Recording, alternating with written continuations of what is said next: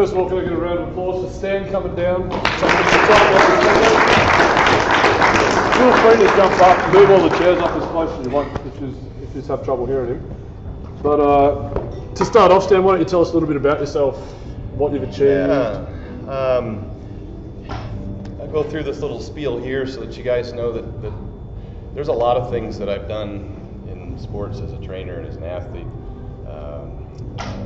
over the years that if you have any questions about if it's not always just powerlifting or bodybuilding, it can be sport specific. If you're a trainer, I started out as getting a degree in exercise science at the University of Oregon. I coached high school soccer, so I used to play soccer in high school. I wrestled. I was a 98 pounder. What is that? 98 pounds. Yeah, 98 pounds. Is that like 45 kilos or something like that? Yeah. About the size of your calves, maybe. Yeah. So it's been a long time coming. My first bodybuilding show was in 1986. I'm 47 years old now. I retired from competitive powerlifting and bodybuilding about 2 years ago. Until Scott invited me down and asked me if I wanted to do a lift. So now I have to lift for the first time in a couple of years since I've actually pulled anything heavy. Unless I pull my back someday. But my first bodybuilding show in 1986, I was 75 kilos. I have to keep doing the math in my head, but it was I was no, not even that, 70 kilos, and I was 18 years old. So no, I was 19 years old at the time, and it was I was only 70 kilos. So I started really, really small. I was doing everything wrong. We didn't have the internet back then. There was just a guy at the gym. Whatever advice he gave you, that's what you took. And generally, he was wrong, obviously. So over the years, I've invested a lot of time and energy. This has been a passion for me all my life, for 30 years now. I've coached NFL football players from over a dozen different teams. I've coached Olympic track athletes, MMA fighters, professional MMA fighters, just about any sport you can imagine, the NBA, MLS, soccer. I've worked with athletes for at least 25 years at a very high level. Learned a lot from the mistakes that I made and learning over the years from the athletes that I've trained. During that time, I've also started up 4 different businesses that I've turned into multi-million-dollar companies.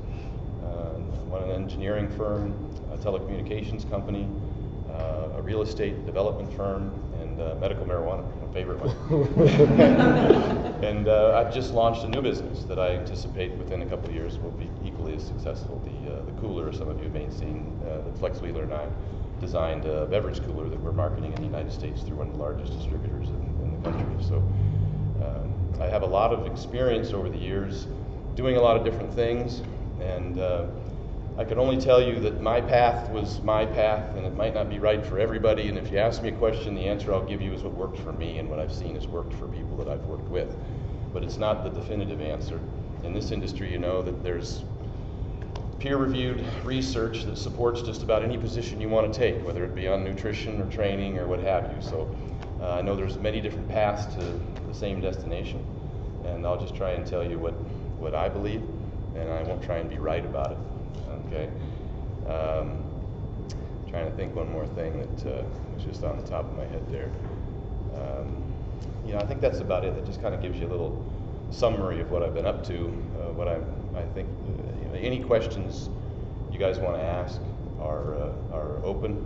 I'm an open book. I've got nothing to hide about what I've done over the years and what I've accomplished and what I've been successful at and unsuccessful at, and I'm happy to share it with you. So this is really a forum for you guys to ask me something that will help you. I don't want to sit up here and babble about a bunch of stuff that you might not be interested in. So really, anything you can think of, just shoot. I'll open it up to the audience. You guys throw a hand up and tell me if there's something that I can help you with. To start off, what are your best competition lifts and records held? Raw with no knee wraps, I squatted 854 pounds, which is, who wants to do the conversion on that? 387? 387.5 without wraps. Yep. I've benched over 600 pounds, 606. I benched over 600 at every meet that I've done. 600 at every meet you've done? Every meet that I've done. I benched over 600, every 3 lift meet Raw. that I've done. Yeah. We didn't have anyone here that did that equipped. Yeah. And the deadlift, my best was 837. Was the best I ever did. What's the number on that? 670?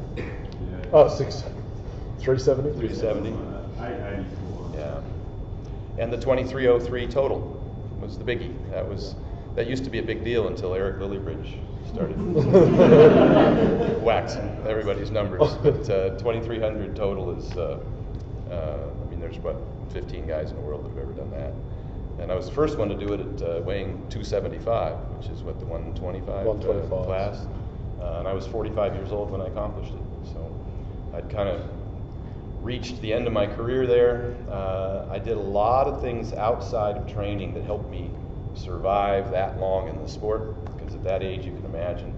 And I beat myself up pretty good. I've got torn labrum in my shoulders, torn labrum in my hip impingement. I've got tendonitis in the knees.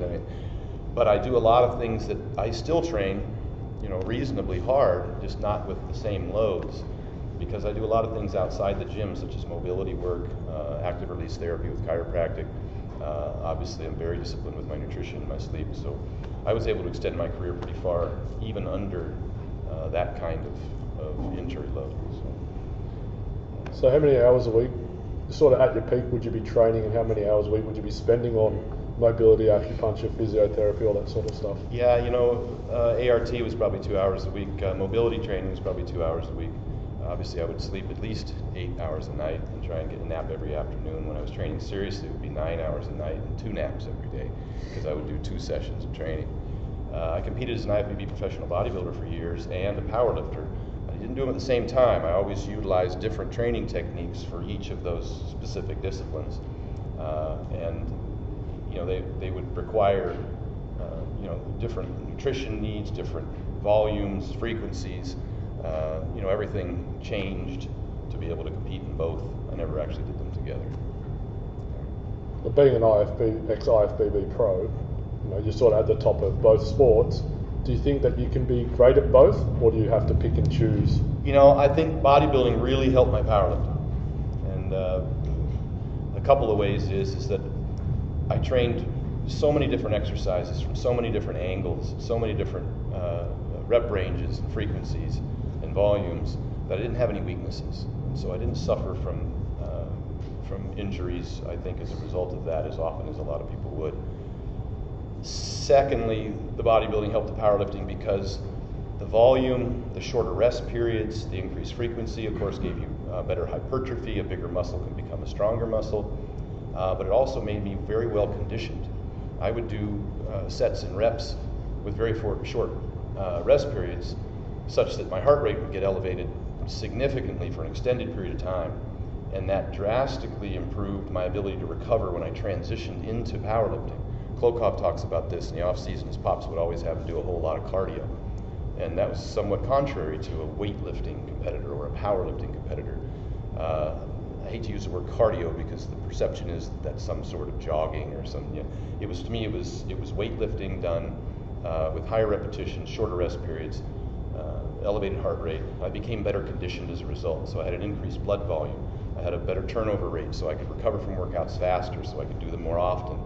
And there was an incredible carryover from that when I transitioned from bodybuilding into powerlifting. Say 10 weeks out from a meet or 8 weeks out from a meet, I tried to push it as far as I could, because the longer you actually power lift, there's a chance that you can start to crater. So I tried to keep it just about, I wanted to peak. I didn't want to get there too soon and get weaker. But there was a great carryover from the bodybuilding in that I could recover faster and subject myself to fewer injuries. And that allowed me to rapidly increase my weights week over week while I powerlifted and pyramided and peaked for the meets. Shoot. I saw on Instagram earlier in the week you were doing sets of 20 in squats. Like, do you taper off at all leading up to a meet, or do you just do Absolutely. weights leading up? Absolutely. Now that's a bodybuilding workout. That's an incredible cardiovascular workout. That stimulates at a mitochondrial level the hormones that lead to hypertrophy, that lead to an increased blood volume, increased oxygenation of the blood, increased recovery rate. All of those things.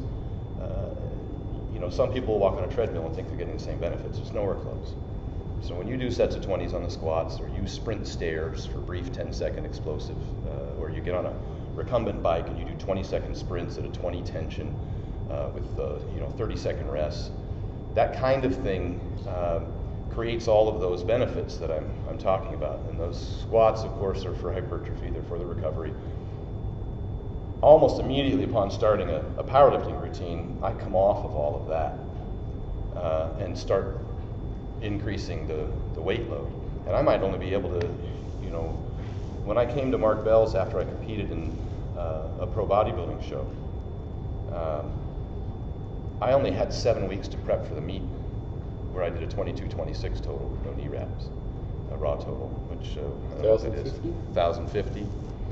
And I was bodybuilding. I was, 250 pounds at the time.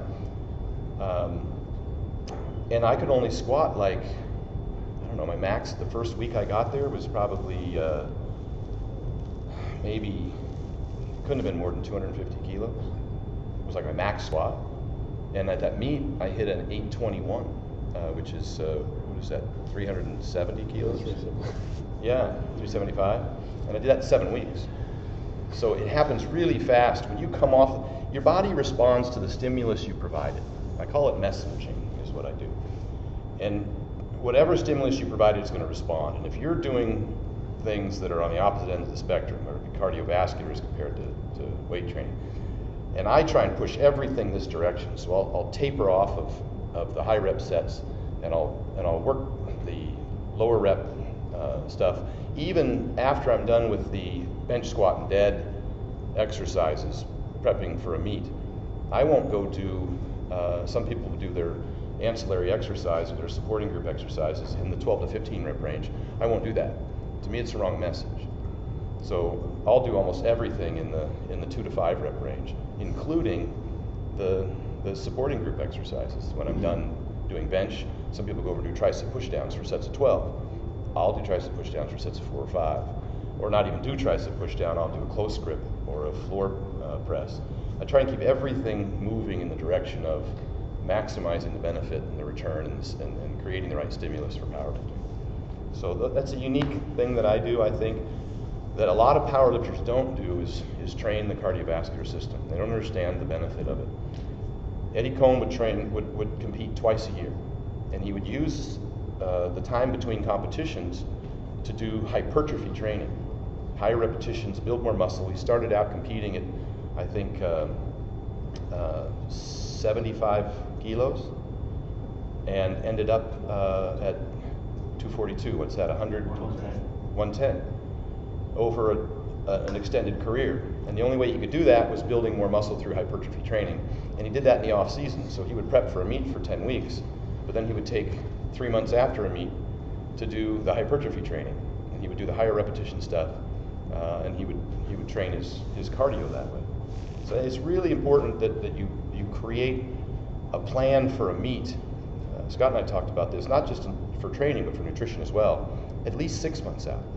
Even though you're only training heavy for 10 weeks, you have to prepare the body for that some 6 months out. You have to prepare it cardiovascularly, you have to prepare it in terms of muscle health, like I said, working all the different muscle groups from all the different angles so that you don't have weaknesses, and the nutrition aspect, which we'll certainly get into plenty of that.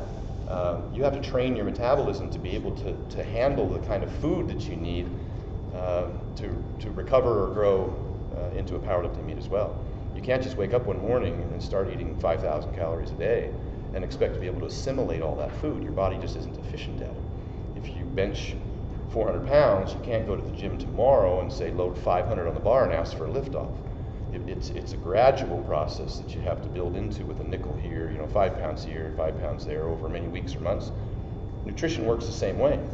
You have to slowly get your body to acclimate and accept the amount of food volume that you have to take in, and it can't do that over a short period of time. It can take 3 months for your body to really learn to eat 2,000 extra calories a day. You just can't put it in there. So what sort of emphasis do you put on food? Like, I'd say everybody here trains incredibly hard, try and sleep as much as they can, but I'm sure everyone can do better with their food. Yeah. Do you say, like, what importance do you think it has? Or do I you think think you're wasting your time if you're training, 15 hours a week and don't have a nutrition in check? You're wasting your time. I mean, it's like, I said this on Mark Bell's podcast. I said, if you're taking creatine and sleeping 5 hours a night, you're a fucking idiot. It just doesn't make any sense, And I say the same thing about nutrition. You can't put in this kind of workload, which you've trained your body to do this kind of lifting over the course of many, many months, if not years and years. But have you trained your metabolism to be able to recover more efficiently? Part of that's the cardio that we talked about. When you can increase your blood volume and increase your oxygenation, you're going to recover faster from workouts. Well, then the nutrition becomes a huge aspect of repairing the muscle tissue so you can train more frequently. It's really about repetitive bouts. It's not about what you can commit to one workout. It's about the tiny little changes that you can get over what we call repeated bouts. The consistency that comes with every 4 days or every 5 days for weeks and months and years. And that kind of consistency and growing just by tiny little bits, as the curve goes, by tiny, tiny, tiny little gains over an extended period of time happens, all your growth and recovery happens primarily because of the nutrition that you take in. People like to show me their workout log, and they'll show me a year or two worth of lifts and sets and reps and all this other stuff, and they want to talk the Bulgarian method and the 5-3-1. I don't even know the name of all of the methods because it doesn't matter. They all work, they all don't work, it doesn't matter. Okay, you just train your ass off, be consistent, and whatever method you use probably will peter out and try a new one, in 3 months. But they want to show me all of that, but they don't have it shows me all the muscle they broke down. And there's not a single thing in that book about the muscle they repaired. There's not a single nutrition thing written in there in that book. I said, well, you've just shown me all the muscle tissue you broke down. I said, where's the buildup and repair? Where's the growth coming from? And that's in the nutrition. Now, the very same way that every time you come to the gym, you try and lift a little more weight, the same thing should be designed for your nutrition program. You should be trying to get your body to be able to assimilate a little more food in a positive fashion. You just become a more efficient machine that way. When your body can take in more calories and repair your muscles faster, then your training frequency can increase, the volume can increase, and over time you can do more in less time. You just become a more efficient machine. So I'm not primarily going to pick at clean eating versus if it fits your macros. I mean, you guys decide for yourself as long as you're getting in enough protein and you're at a calorie surplus. But what is a calorie surplus? Because it's based on workload. Just because you're taking in enough calories to grow at a given workload, well, when you increase that workload, are you taking in enough calories to still grow? And when you increase that workload, are you still taking in enough calories to grow? Because the goal is to continue to increase workload, either frequency or weight or volume, pounds per hour. At some point, there has to be a progressive component if you want to continue to grow. And the progressive component can be that you add more weight to the bar, that you do more reps, that you do more sets, that you do more total pounds in an hour, that you train more often. At some point, you're going to need to keep increasing that workload. Well, as you increase the workload, you have to be able to sufficiently repair that muscle tissue with more food and more recovery, be it sleeping, et cetera, et cetera.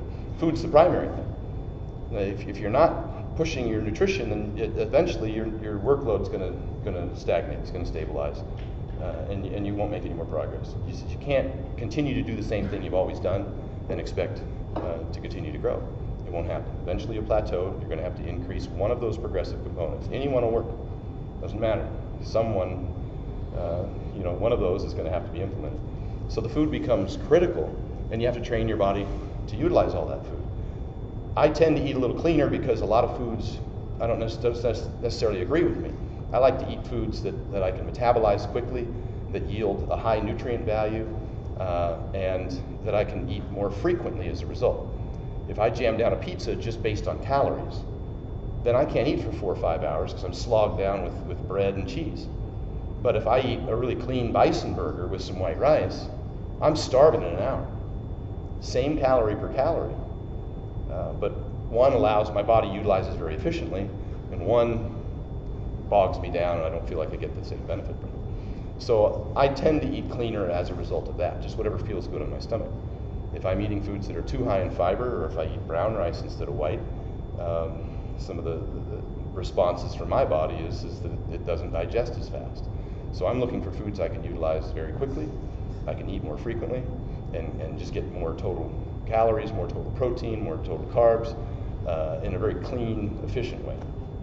So I don't know if that generally answers it, but there's so many different goals. Some people want to drop weight, some people want to gain weight.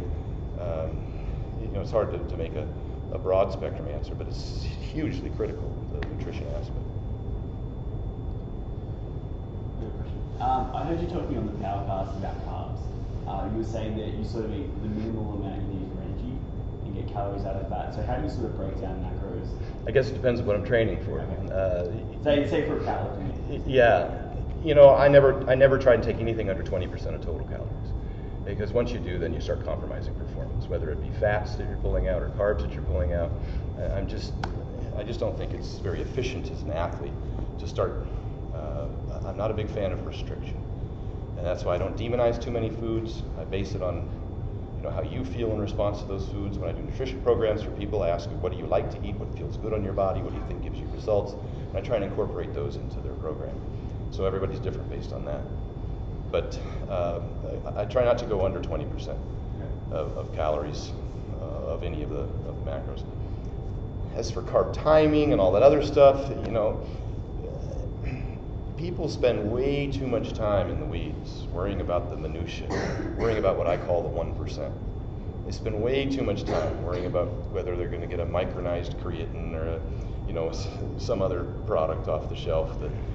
We just already talked about 3 or 4 of the biggest components until you get a specific business plan in front of you. But it's No, I'm okay with this. But what I'm saying is, I like everyone to hear the fact that and I see a lot of people come to our gyms and that, or they'll be I don't have time, whether it's bodybuilding, and I like people to hear that you can be exceptional elite at 2 different sports because they're completely different, and also in business, because then say you total a wonderful total, but then you start thinking, how do I afford supplements for the next competition or whatever. So it's good that people can hear, well, you're here because you're successful in everything you do.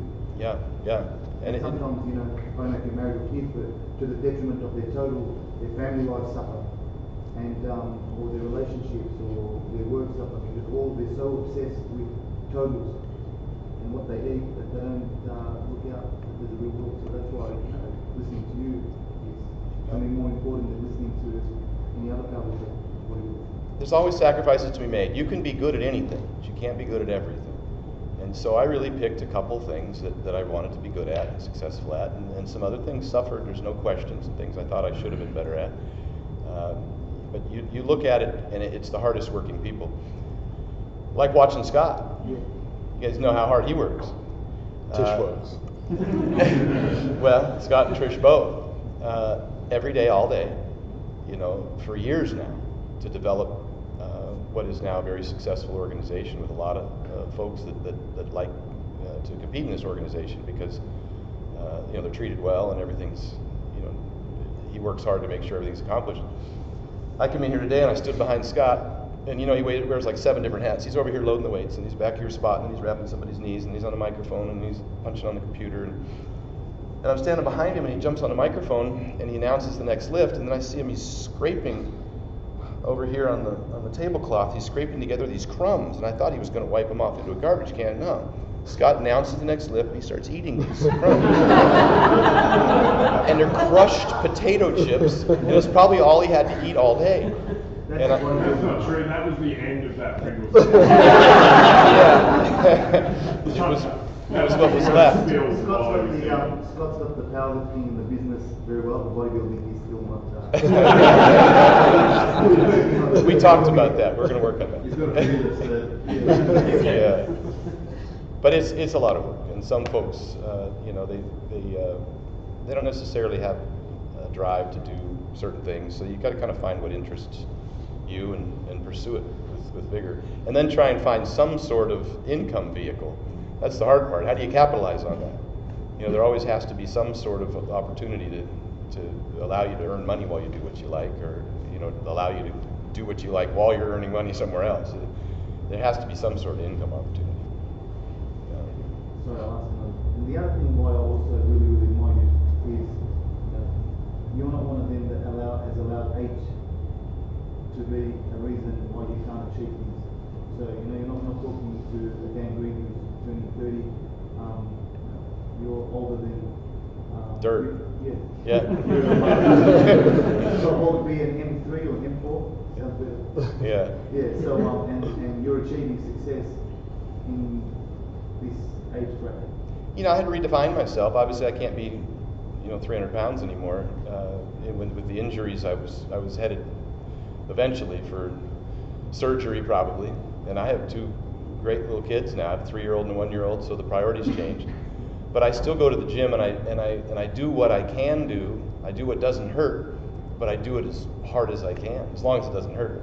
So I kind of redefined myself with these 20-rep squats, and you know, and I got back into shape, started doing the HIIT training, and got conditioned again, and you know. Can we not say the 20-rep squat thing, because it's going to be incorporated into training? And it's not just one set; it's 3 sets. I know you were very close with Chris Buffin, and he did it. And yeah. Do you still live in Portland? I don't anymore, but I used to. Yeah, I grew up there. But I've had a great opportunity to train with a lot of great athletes over the years, Chris Duffin being one of them, and they all have their own idiosyncrasies. So, yeah. I nicknamed Chris the Mad Scientist. That was my nickname. He is a crazy guy. Very smart guy. Yeah. Anybody else got a question? Shoot. You keep talking about like efficiency and the things that powerlifters must like they waste time. So what are the things that they must do, and what are the things that they must like just purposely waste time? Yeah, you know, a lot of times powerlifters will try and train all year round pretty much the same. And I think that in order to make significant improvements in powerlifting, I think that you have to switch up your training and not get stuck into one rut. Also, I think that you get a lot more benefit from having being efficient outside the gym in terms of your nutrition and your sleep and your rehab, whether it be mobility, things people don't like to do. I hired a guy to do my mobility with because I wouldn't do it myself. I went to Eddie Cohn's old training partner, Mark Philippi, who was a pro strongman for many years and the world's strongest man. He was a head strength coach at UNLV, University of Nevada in Las Vegas. And I had to go to him and pay him to take me through an hour of rehab. And it made me more efficient for my training in the gym. You know, some people tend to use that as a social environment, and they'll spend hours in there that's unnecessary. There's diminishing returns after a certain point. You need to get in, get your workout done. You need to watch the clock, make sure I always had a stopwatch or my phone or whatever that I would, in between sets, I would time my rest periods. And I would see if decreasing or increasing the rest periods made me more effective or efficient over time. And I tried to find those sweet spots. Some people read Dr. Lane Norton's stuff. He would have to do, 50,000 pounds in a workout to be successful, whereas some of his coaches might have to do 70,000 pounds worth of total volume in a workout to be successful. So you got to kind of measure and see, is this efficient? What's my return on this investment? Is this an efficient a way of me to make progress, or am I just in here, kind of pounding away without any real, that which gets measured gets improved. And so I do tend to measure everything, from my food to my pounds per hour with my training, to my rest periods, to my frequency, and then utilize my time out of the gym to rehab. You can spend more days with delayed onset muscle soreness than is necessary and minimize the frequency that you should be increasing just by not recuperating correctly. You lay in bed and rest, you think you're healing, but that might not be the case, because your lymphatic system that's supposed to pump all the crap out of your, the blood comes in and the lymphatic system pumps all the bad stuff out. That there's no pump for that.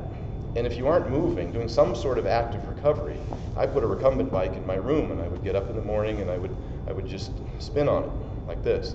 not real much tension, but just got the blood flow in there, what we call active recovery. And if those joints are moving, now you're healing faster. Or do some short hit training. Or use electric stem. I was big on using electric stem so that when I was laying in bed, I wouldn't have the pooling. If you get out, you get up in the morning after 7-8 hours of sleep, and your whole body is just sore and tight and just aches.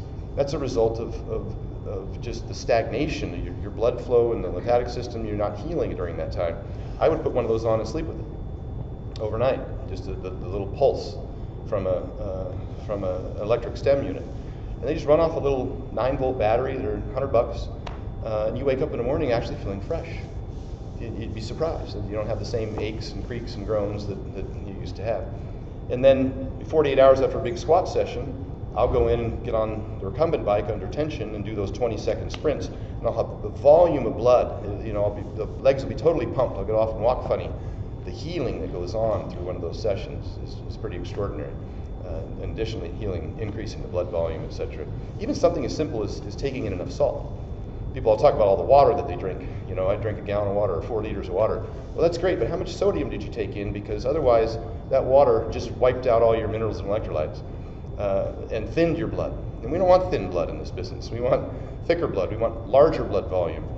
Probably 2 grams of sodium per liter of water, maybe 8,000 milligrams a day of salt is pretty typical for an athlete to be using if they're going to take in 4 liters of water. That's pretty standard for any performance athlete that I've ever worked with for the last 20 years. I don't listen to the health folks tell me that 2,000 milligrams of sodium a day is the maximum that you should be taking in. I look at performance athletes and what their bodies need to perform, and I think sodium is a huge component of that because it increases blood volume, it increases all the things that are necessary for the sodium-potassium pump to help heal the body. On that note, do you recommend the sodium to take a certain amount of potassium because they're important functions themselves? Yeah, you can definitely take a mega mineral, a multi-mineral supplement that has the potassium, magnesium, but the salt's the primary driver. When you get low on sodium, worse things happen than when you get low on potassium. It's just not much comparison to it. The problem is that my point is that the water will flush all that out of you if you're not taking in salt, and it'll increase glycogen storage because you need 2 parts water for 1 part glycogen, at least 2 to 3 as people say, and that sodium has to be part of that component to hold that in there. And if you can hold the glycogen in the muscles, now you can heal quicker. They're hydrated. All that thing makes you just more efficient as an athlete. So again, it's back to the nutrition thing. Not just the macros, but the micros and all that other stuff. It becomes really important that you're taking in enough every day to fuel these workouts so that you can recover fast enough. Stan, I think Council said that you've done an exercise science degree with earlier on. Thinking about academic or formal qualifications in powerlifting coaching and training, we've got one available in Australia I know of, but I'm not even sure whether any of us will probably attend it. Are there qualifications in powerlifting coaching in the US that would be useful for beginning coaches and different levels of that? I don't know if it's any focused on just powerlifting, to my knowledge. There's some great coaches out there. I took advantage of the opportunity to train with some great people. I moved down to San Jose and spent 3 months training with Flex Wheeler, bodybuilding. Man, what kind of an opportunity is that? I went out and spent a summer with Eddie Cohn out in Chicago. Trained with Eric Lillybridge out in Chicago. I've worked with Charles Glass down in LA.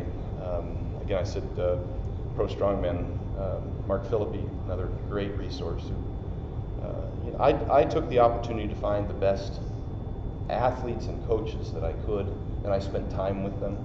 We communicate very well in the States. We talked about that here. The athletes were supportive of each other and they could readily give information, etc. And I took advantage of that every opportunity I had to work with coaches, great coaches who had great careers and were getting great results from their athletes.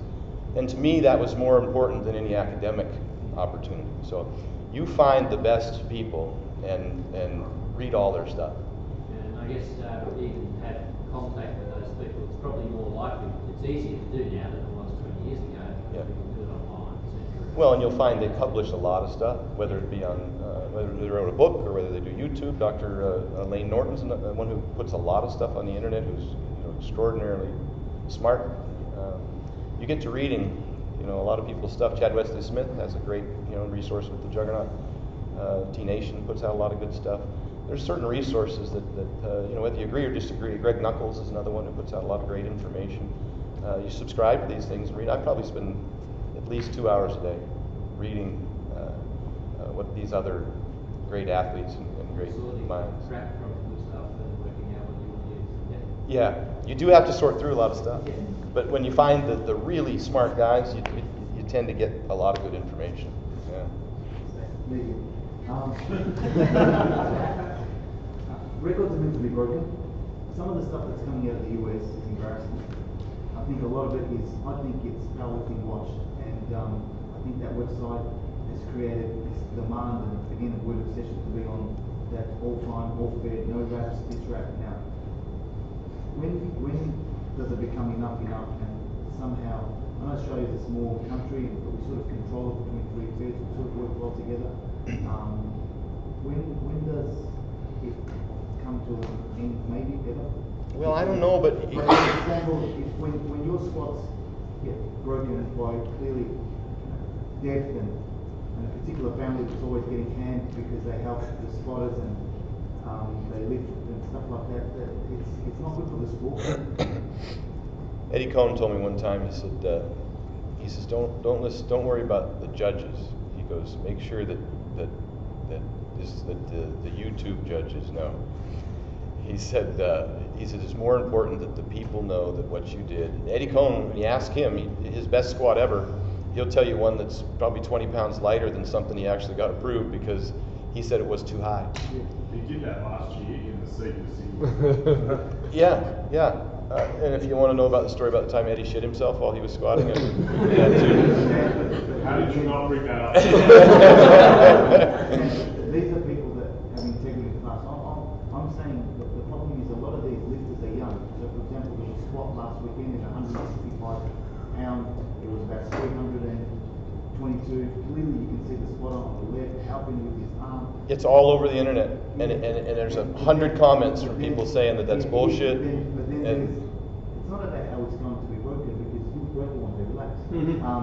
But what I'm saying is then you see, what's sad is you read those comments and then the hatred between one camp versus another camp, Yeah. It gets messy. Whereas here, we ban people from our feds if they bring the sport into disrepute. We've got non-negotiables. With America, there's so many, but it's just, it leaves us sour because we look up to you guys. Yeah. And we admire a lot of the powerlifting that comes from America, but it's becoming comical.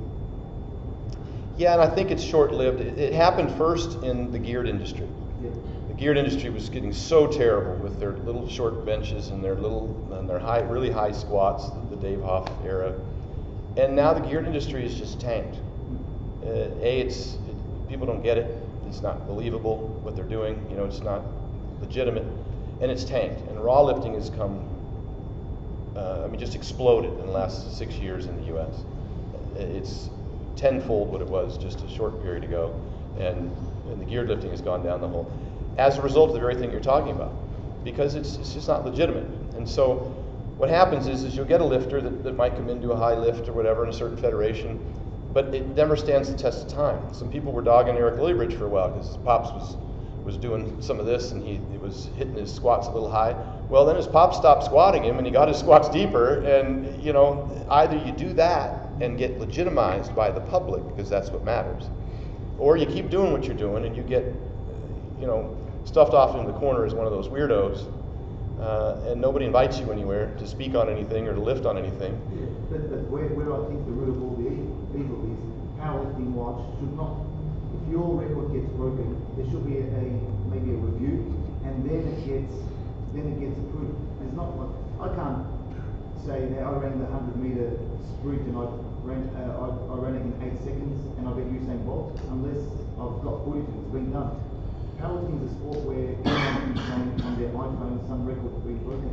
Yeah, it got so fractured with all the different federations and all the different types and styles and whatever, and some of that's starting to drop off. I don't know if it'll ever come any closer to where there'll be any governing body that you know can get people to agree on anything, because there's just so many federations there.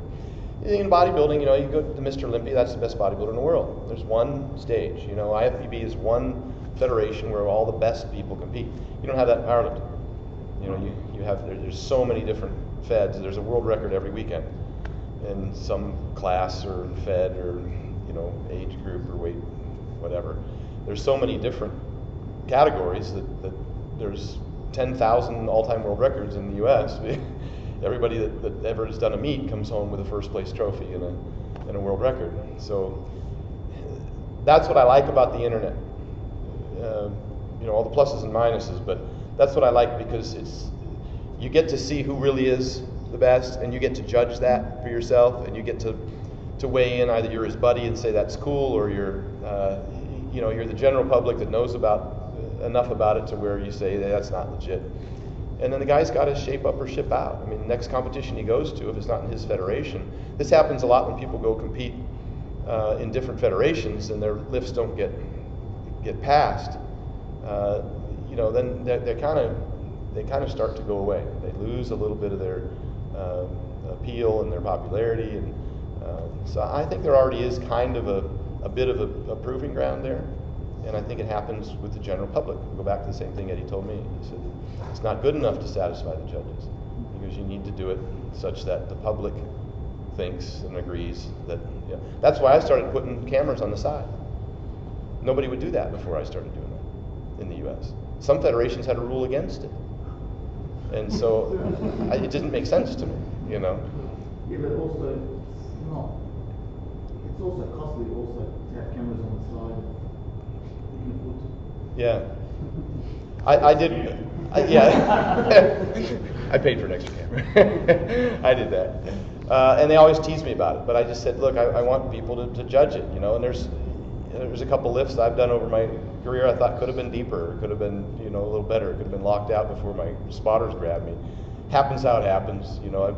I like some of my lifts, I don't like some of my lifts. It's just the way it works. But I had enough angles and I had enough people there to where, you know, I let the public judge. I've done enough things in my career where I can be proud of a lot of them. So back onto training, you said earlier that you would normally come in like, you know, start prepping for a meet.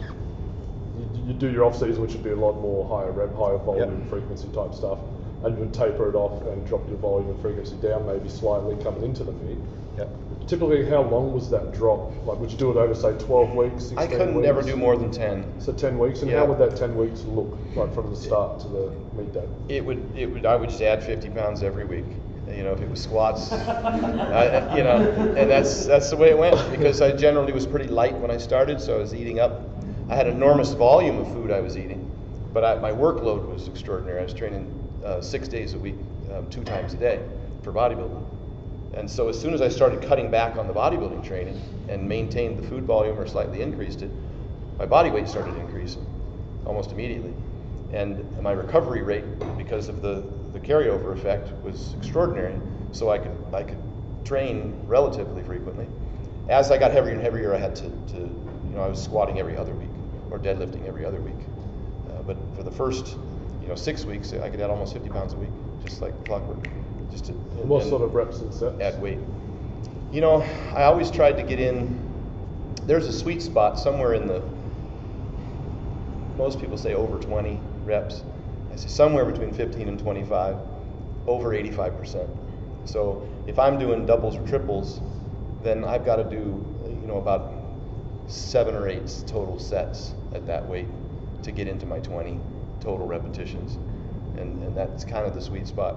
If you do, a lot of people might just work up in weight and only do 1 or 2 top sets.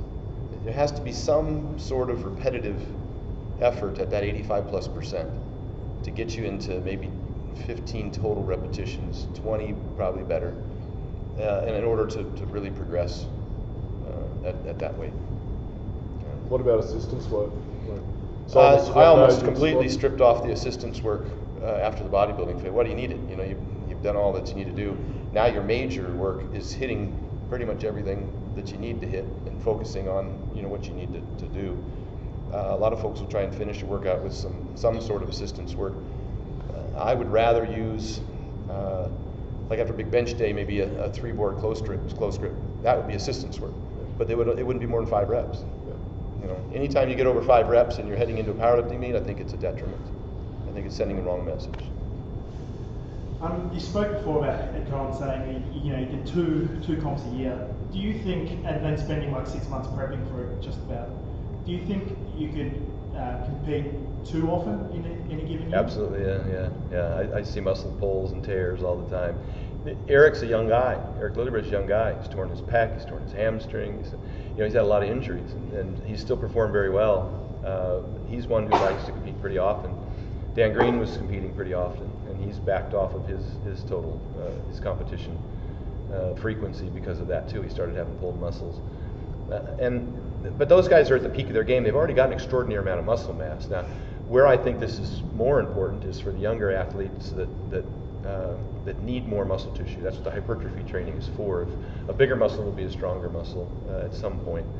And Eddie would spend at least 2 months following every competition doing the deload and the hypertrophy training. Helped him get healthy again, helped him with hypertrophy, helped him with building up any weaknesses by doing exercises from a lot of different angles and before he started prepping for his next meet. So I think training, competing too often can keep you at the same weight class if that's where you want to be. It can keep you at the same weight class for a long time.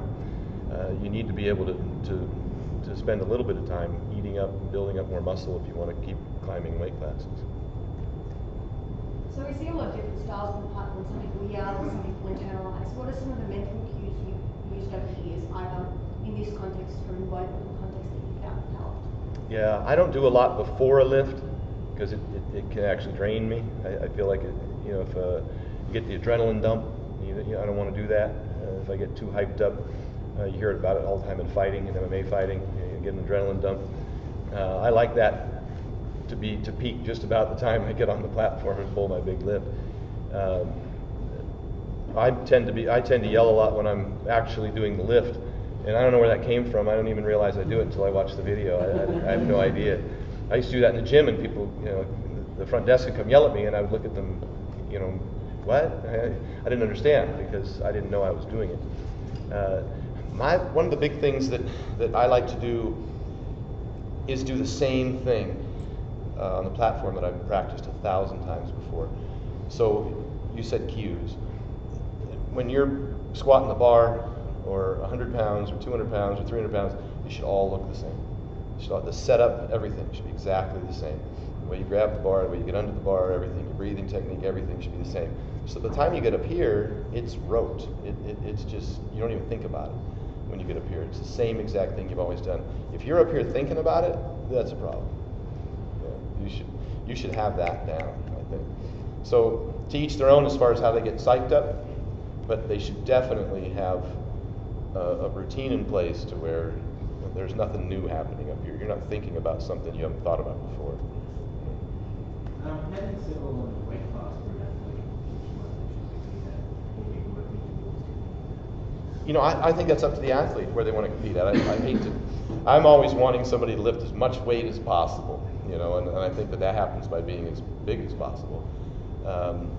I think it's savage what some people do with these 10-time body weight deals. I could never be in that position. The weight to strength ratio is awesome.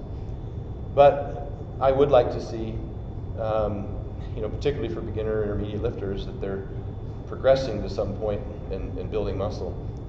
One of the big problems that I had when I was wrestling in high school is that I was overtraining and undereating, and I think that limited my growth and my opportunity. And so that's why I worry about with restriction, with weight classes and restriction, is that people might be hindering progress. They might be impeding growth. Like we said, if they compete too often, or if they're always cutting weight, what could their potential be? I guess it just depends on their choice.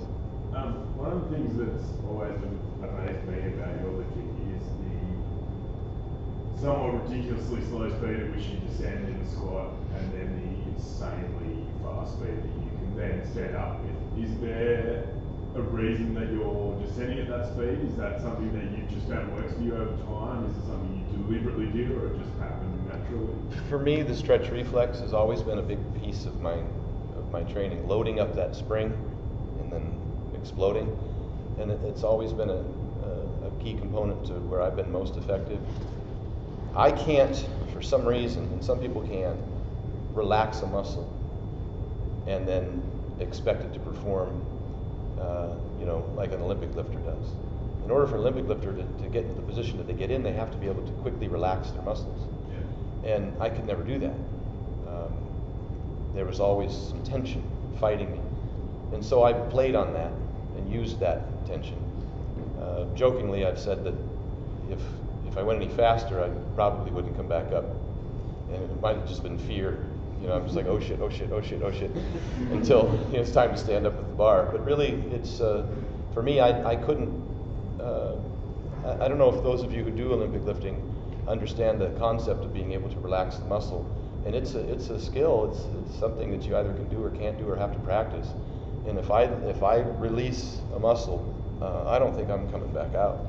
Is that something you developed over time, or is that something that just sort of happened from when you started lifting weights? Almost always, since I can remember, I've always I've never bounced a bench or anything like that. Some people will bring it down really fast. I think Dan Green's been practicing that quite a bit over the last couple of years. And they just drop in and cave it in. Trying to think of a couple of other big lifters in the States that do that. But once I lose tension in the muscle, I can't recapture it and be as strong as I was if I maintain tension. Another thing is that I've never been, especially squatting, I've never found, like some people can put their gut into their thighs or their hamstrings land on the back of their calves or whatever. I tend to be kind of a little small-kneed, small-ankled, pretty lean, so I don't have a lot of cushion. There's no place I can find to bounce off of myself. It never happens. There's no compression to be had. So I kind of got to hold that tension so that when I hit the spot, I can get out of it because there's nothing for me to bounce off of. Have you found in your experience working with a wide range of athletes that obviously what works for you doesn't necessarily work for everyone? Yeah. Is there ways you change the way you train an athlete given like whether they can descend quickly, come up fast, or whether they are more like you in how they lift and they descend slowly and come up fast? Does that alter the sort of methods you use? Absolutely, yeah, because some people are able to do that, to relax. Some people have more flexibility, hip flexibility than others. Some people can do a narrower or wider stance. I almost always incorporate their weak link though. Westside tends to focus almost exclusively on that. I almost always try and find what their weak link is, and then I'll throw those exercises in until I can build that up. If you train your weaknesses, if you'll have the discipline and can shelf the ego and train your weaknesses, your powerlifting will improve, no question, every time. And do you do that through isolation work or through variations of the movement? I always do it, particularly for powerlifters, through variations of the multi-joint movement. And for instance, I might put in a pause squat for people who have difficulty in that area, or a box squat. If someone's having a hard time off the floor with a deadlift, deficits are great, but so are high bar close stance squats. They're amazing because they'll force you into that position that you now have to come out of. And initially what you see is that their lower back will start bowing out. Over time, less and less lower back bow. Now when they go grab that bar, that slowness off the floor, which used to be a tensioning of that lower back that was popping out, they were kind of feeling it, and it was kind of going like this, and they were trying to see whether or not they were going to snap or go up. You've trained that now. You've forced yourself through that position with a high bar close stance squat. So there's methods at which you can put people in a position to where their weakness will improve. Having spent some time with Mark Bell and those guys, are you a proponent of accommodating resistance for a raw lifter, like a fancy chains, or is that something you only use sparingly? We used a little bit of that. Yeah. I never had previously until we went with Mark, and we did. Did you find it helped? A little bit. A lot. I like, as a bodybuilder, I like training everything. Mark and I talked about this on the last time I was up there, the fact that I've done so many different exercises over all the years, just such variety, that it was easy to catch on to the bands and the chains. Somebody who may not have done it before might get more benefit out of it, because anything that can put you in a position that you're unfamiliar, uncomfortable in, I think is a good thing. As long as you don't get distracted, like you say. It depends on how much does it take over the actual squat with all your ancillary exercises. I'm not a big fan of that. Because I know guys like John Meadows and some of those guys were big proponents of adding bands and chains for a more bodybuilding side of things. Have you ever done a lot of that or any of that as part of your bodybuilding, or have you ever mostly sort of done straight weight machine stuff? Yeah, mostly straight weight machines, mostly free weight exercises. Even when I was bodybuilding, I was a big fan of the big three and the overhead presses and the uprights to a press.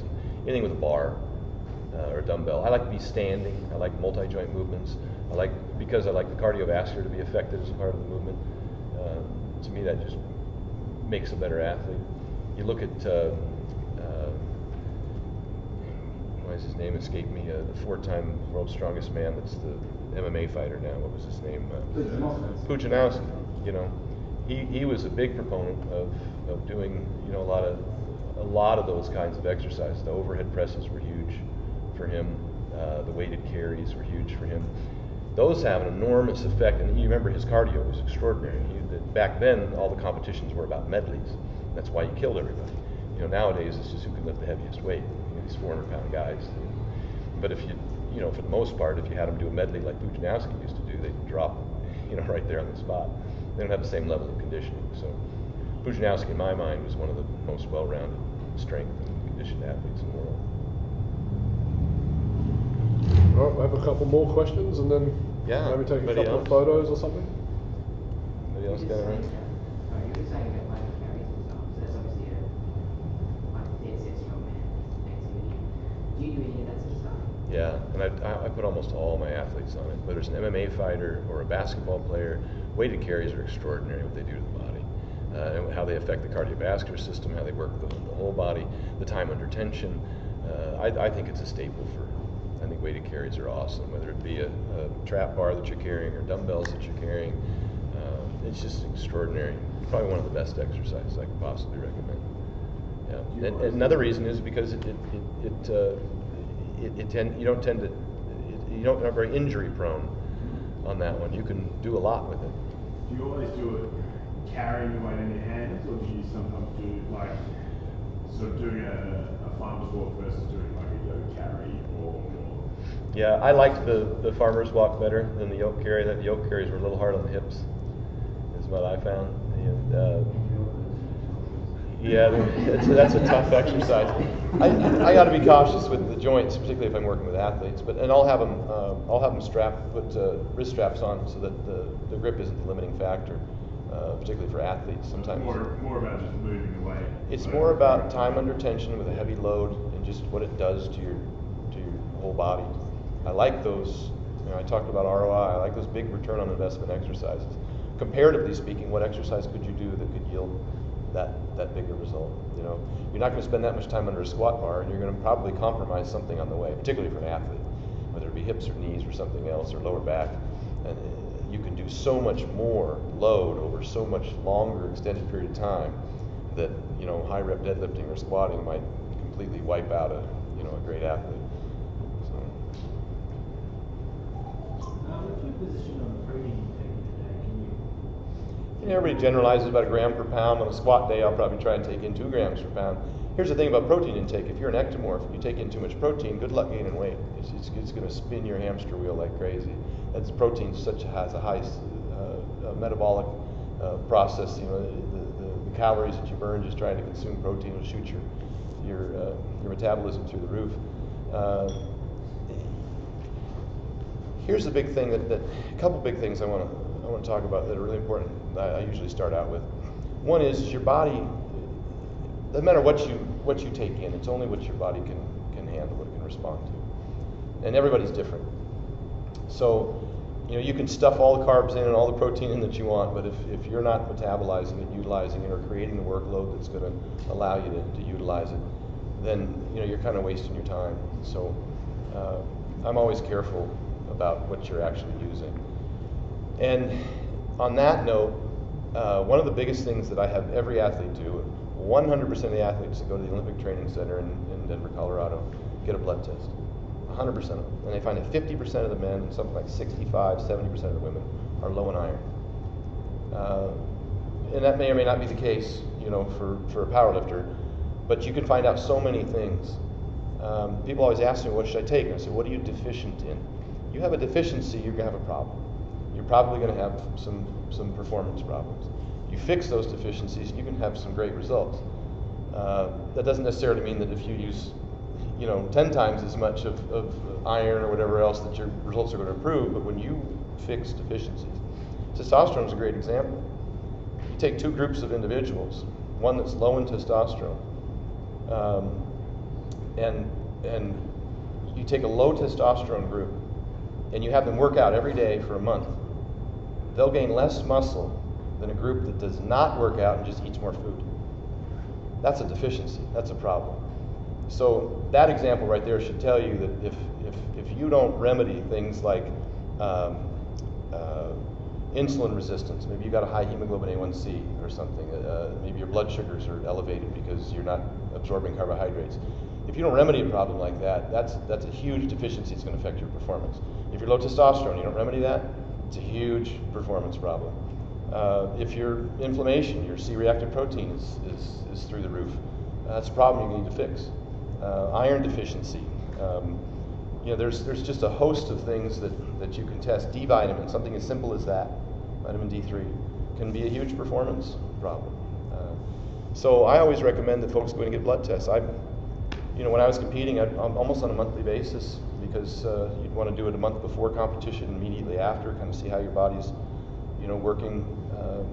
And I would track all that stuff to make sure if I had deficiencies or if I was getting ready for a competition, bodybuilding or powerlifting, that was to me like a menu for what I needed to do to increase my performance. So I can't stress that enough. It's what I have every single athlete that I train. That's my first recommendation, is that they do that. And my second recommendation is they start eating red meat, because every athlete I ever put on red meat performs great. I throw 4 pieces of bacon in at breakfast, they come back the next day and they're like, wow, this is great. I feel incredible from 4 pieces of bacon. Some sodium, so high nutrient density, it's cholesterol based. Cholesterol manufactures testosterone in the body. That's how it's manufactured, with cholesterol, and affects all the hormones of the body. And so people who are restricting, going these egg whites and chicken breast diets, they're hurting their performance. They think they're being healthy. Maybe they're taking in all these vegetables and high fiber diets. Not only does it minimize the amount of protein that your body absorbs, but it leaches nutrients, very valuable minerals and electrolytes from the body. So you got to be cautious that, of what you're consuming, how nutrient dense is it, and red meats is just one of the best. Women tend to start eating egg whites and chicken breast and think that's a performance enhancer, and it's not. It's a detriment. So those are a couple of the big things, right off the top, that are easy, that's low-hanging fruit. I throw those in there and people's performance skyrockets. Just on that point, have you ever differentiated the way you train female and male athletes, or the way in which you do the nutrition? No, I'm the same way. I don't do restriction. I use workload to improve performance as opposed to nutrition restriction. The problem, as everybody should know by now, is that once you start restricting, now you start causing metabolic damage. You start suppressing the thyroid. You start slowing the metabolism. You start your body composition changes for the worse as a result of defending itself against too much cardio and too much food restriction. So I'll use workload.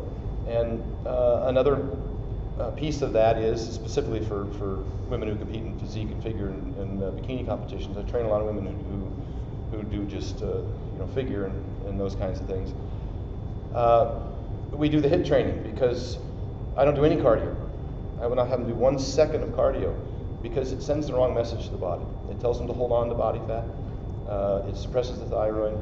It causes the muscle tissue to decrease because muscle's heavy. It has a high oxygen demand. It has a high nutrient demand. It has a high water demand. And if you're going to go do steady state cardio, your body's going to say, I got to get rid of this stuff. It's very inefficient for the message, for the stimulus that's being provided here. So I won't let them do any of that. It's all HIIT training. Fast, explosive stuff. Obviously weight training is huge, but even when they want to try and burn more calories, I'll get that out of short HIIT training sessions, whether it be kettlebells or battle ropes or something with some resistance component that's very brief and explosive, maybe 20 minutes, and that sets up their metabolism to burn more of that 70%, the at rest. It gives them that post-exercise oxygen consumption elevation. It gives them an increased metabolism. They're burning calories while they're sleeping. They're repairing muscle tissue for 48 hours after a massive squat session. That's another return on investment thing. I'm not going to have a woman go in and do walking lunges with no weight when I can have them do sets of 20 on the squat and limp out of the room and have all of that muscle tissue working for them in their metabolism. So I find the exercise to give me the biggest return, and I try and fuel that. Dr. Lee Norton talks about reverse dieting, and we'll do that. We'll try and actually put calories in.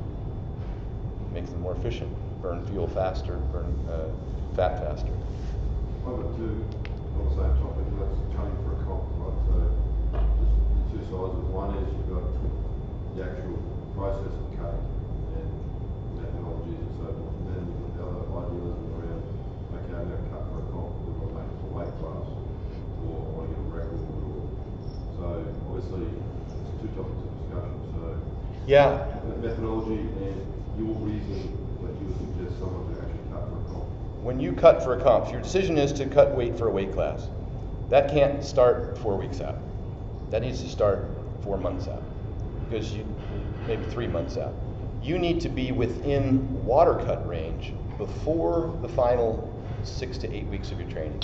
You want to train at your walking around weight. You want to train at your strong weight. So let's say, for example, you need to cut, I don't know, it's like 6 kilos or something. I want you at 6 kilos, within 6 kilos of your competition weight, 8 weeks out. And what's optimal for a weight class? Like 6 kilos or 60 kilos? I mean, 10%, right? Sometimes it's ridiculous. I've taken 15 kilos off Dan Green before a competition. He's a savage.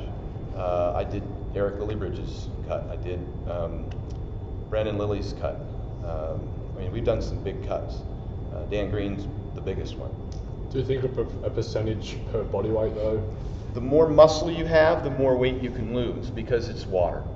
And here's the second half of that. I said that I want you within a reasonable amount of water cut. And it's different for every weight class.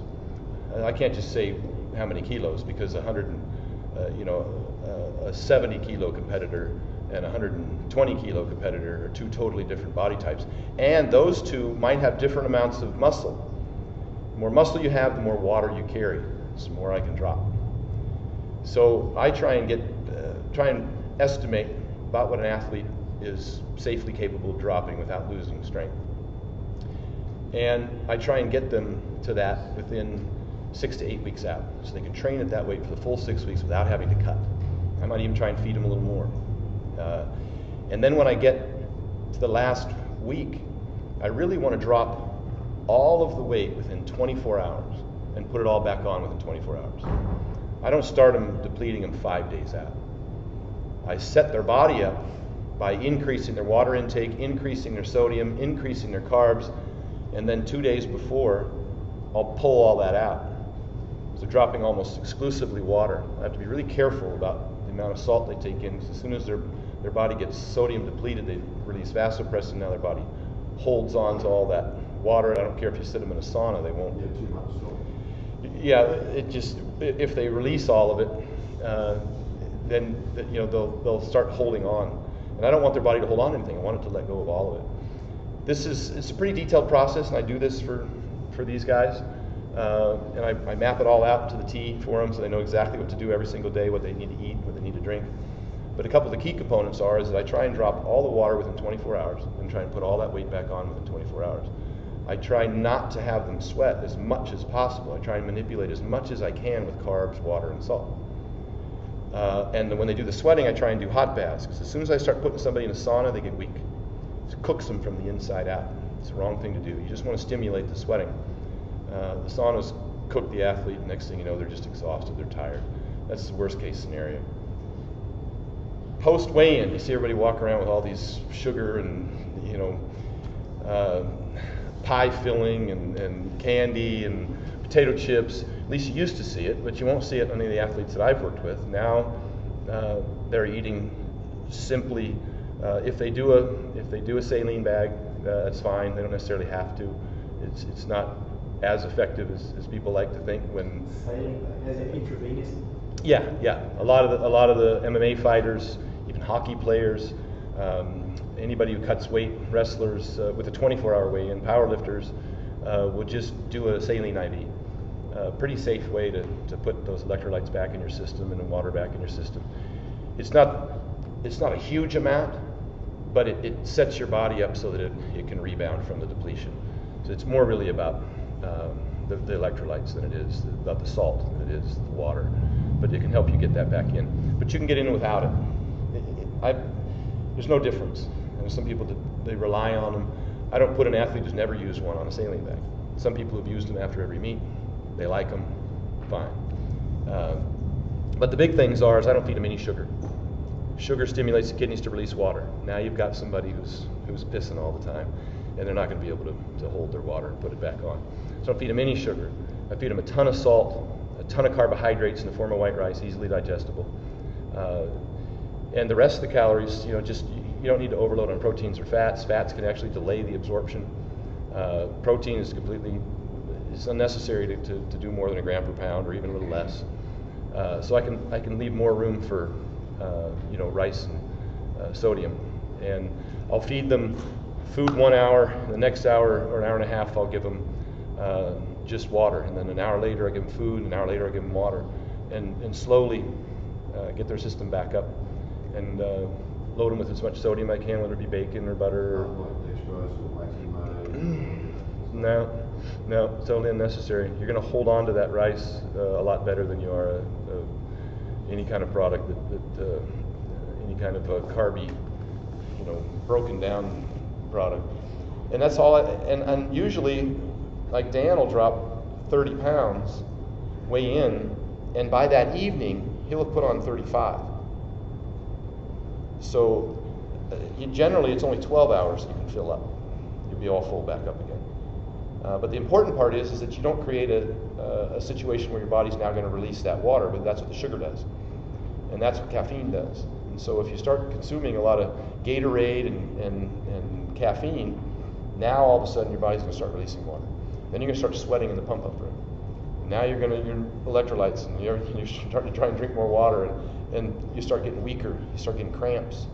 That all happens as a result of how you depleted and how you loaded. Those are all problems that can be remedied with a smart depleted load. And then there's the flip side of the cap, as to why you're actually doing the cap. One more time? There's the flip side to the cut, as in why you would recommend someone that would actually bother to cut, right? Yeah, and that's their decision. If anybody asks me, what do you think? I say, I think you should lift as big as you can and lift as much as you can. That's what I think. But now when you're an elite lifter and you're going for a 10 times body weight total and you only have to drop 6 kilos, that's an easy cut. You might as well do it.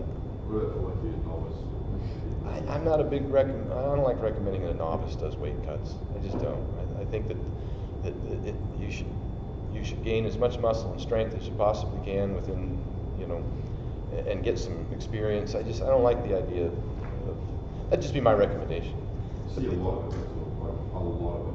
Yeah, the athlete should get to choose. I want to lift as much weight as I can. That's just me. I could never. I tried. I could never get up over 300 pounds. As hard as I tried, I could only get up to. I was always within. I don't know. I don't think I ever had to cut more than 5 kilos myself for a meet. Maybe the biggest cut I ever did was probably 6 kilos.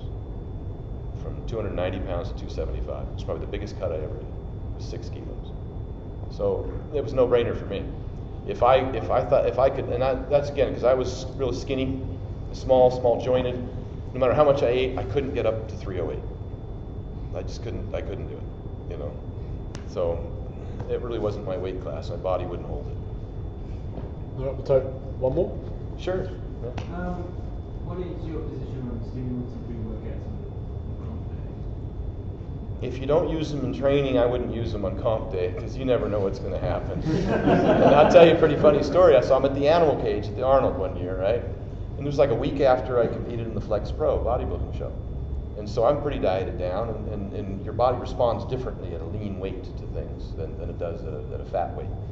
And I'm in the animal cage, and I think we had 500 pounds loaded on the incline bar to do incline bench, right?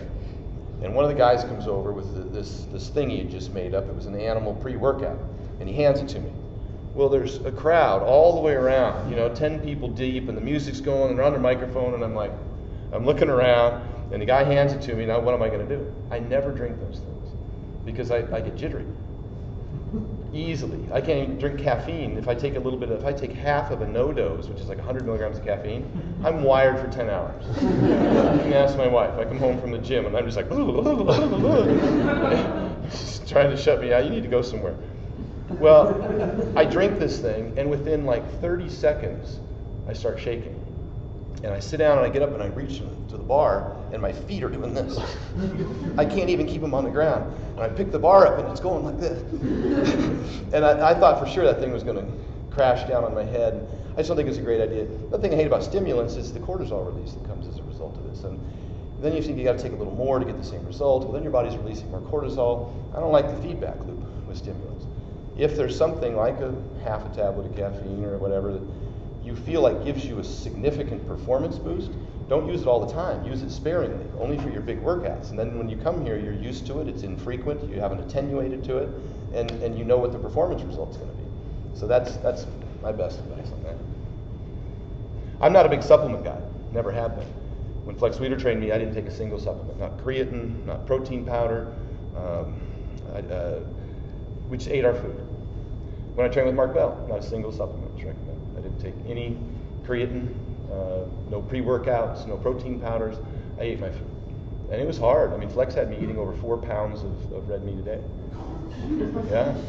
We did 8 meals a day, and every one was 12 to 14 ounces of steak, every single meal. My teeth started getting loose. I could feel my teeth getting loose. So I switched to whitefish and chicken for 2 days. And Flex would come to the gym and weigh me every single day, twice a day when he was training me. And then we would work out. Well, I came in after 2 days, and I'd lost like 3 pounds. And he looks at me and he's like, "What's going on?" So you're looking flat. You're looking, your weight's down. And Keith, who I was training with, was right behind me, and he's like, because Keith and I, we were in an extended stay, little 2-bedroom deal with a kitchen, and so we were cooking all day long. We knew what each other was eating. And he looks at me, and I said, "Well, my teeth were hurting." He goes, "Suck it up." That was his answer. So, I mean, it's hard, but to me, it's the same difference. So I said, if I come to the gym and I have a choice between a leg extension and a squat rack, I'm going to pick a squat rack every time. And if I got a choice between chicken breasts or a protein powder and a steak, I'm going to eat steak every time. So if the option's there, protein powders are convenient, they might taste good, but it's not optimal in my mind for a performance athlete. I try and make every decision I can, particularly pre-contest, to be optimal, to maximize, so I don't cut any corners. So. All right, I think we'll leave it there. Give Stan and his wife Maria, who sat there patiently for this whole time. Give him a round of applause. If anyone wants to grab a photo, or there's a permanent marker up on the plate rack if you want anything signed, I'm sure Stan will love to sit around. Will you guys all come up in front of the deal here, and we'll make as many roses, Bob?